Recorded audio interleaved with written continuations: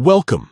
If you're looking to declutter your Telegram chats and remove that translate button, you're in the right place.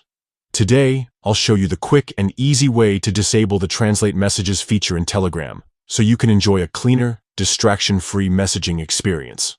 Let's get started. First, open up the Telegram app on your device. Make sure you're logged into the account where you want to change these settings. Once you're in, look for the menu icon, those three horizontal lines in the top left corner of your screen. Tap on it to open the main menu.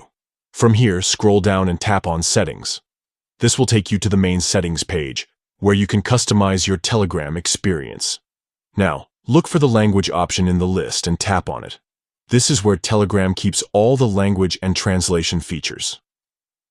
Inside the language settings, you'll see an option labeled Show Translate button. This is the feature that adds the translate button to your messages and chats. If you want to turn it off, simply tap the toggle switch next to Show Translate button so it's disabled. That's it. No more translate button popping up in your chats. By following these steps, you've successfully hidden the translate button in Telegram. Your chats will now look cleaner, and you won't have the distraction of translation options unless you want them.